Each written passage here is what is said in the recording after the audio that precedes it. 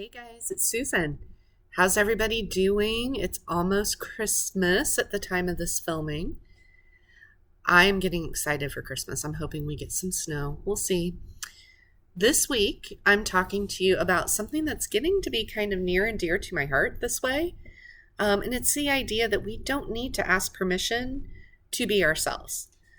And I got to thinking about that, and we're all familiar with, oh, can I please? I don't think it's that. I think in a lot of ways, we are asking permission to do things in this really nonverbal, weird, kind of backwards way. Like in our mind, we have something in mind that we want to do, something that we're passionate about. And then we get all up in our head and we're like, oh, somebody's going to think I'm weird or nobody's going to like this. And then the way we're asking permission is just not to do it. So that is something I have done. Oh my gosh, I can't even count how many times this week, probably, honestly. But then I got to thinking, why do we need to ask anyone permission to be ourselves and to be who God truly created us to be? We don't. That's the thing. And that's the really cool thing is God created every single one of us to be uniquely and beautifully made. I am nothing like anyone else in this world. I have things that only I have the talents and experience to do, just like everyone else in the world. So why aren't we living into that? And I think fear is a big part of that. Fear is a big part of the world today in general. But why can't we overcome that?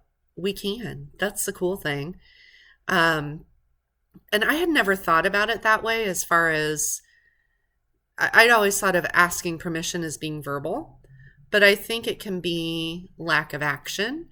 I think it can be just refusing to acknowledge what we're passionate about because maybe it's different. Like maybe you like crocheting pink flamingos and you want to talk to everybody about it. What's wrong with that? So what if people think you're weird? They do weird stuff too, I promise you. Not everybody is exactly the same. We were not made to be clones. We were not made to do things the way everybody else is doing them. So I know that each of you has some kind of passion that maybe you just don't say a lot about.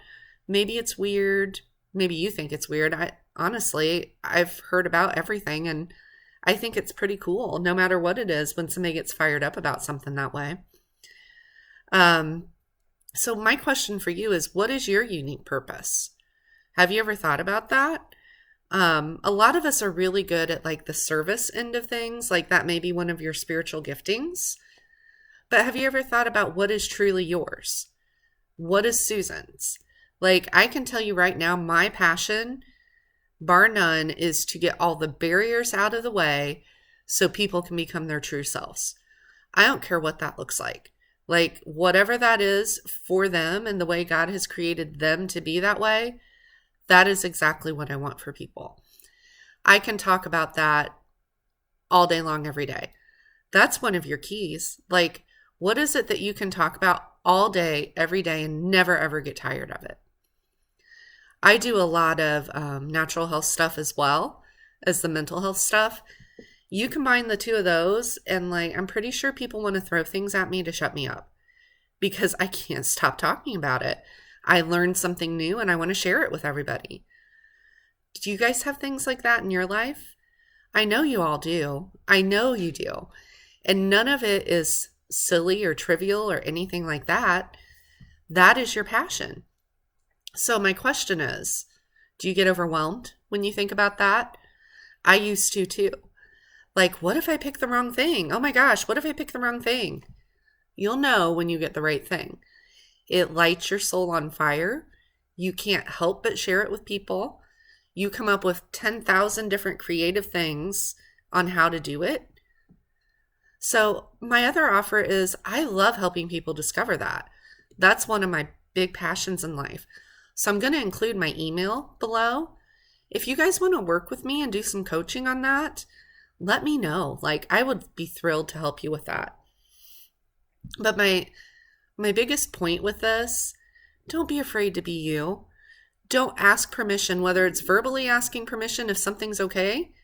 Like, obviously, there's certain social things that we need to do that way. But when it comes down to your passion about something, you never have to have anybody else's permission. Like I said, go crochet pink flamingos all day long.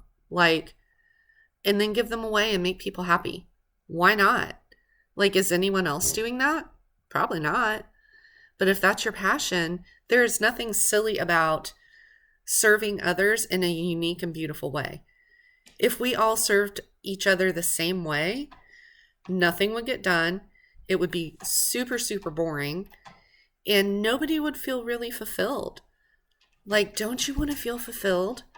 Don't you want to be that well done, good and faithful servant when you get to heaven? Because you lived into your uniqueness that way. I do. I'm going to be honest. I really enjoy thinking about that. I have passions to write a book. I have passions to help people with natural health. I have passions to help people not live in a world of fear in their own head, because fear will devastate you every single time. And it's just not worth it. Those are my passions. I would love to hear what your passions are. I would love to help you figure out how to use them and go out and change the world. Have a great week, guys. Oh, and don't forget to subscribe and hit the little notification bell so you can be among the first to get my videos when they come out. Have a great week. I'll talk to you soon.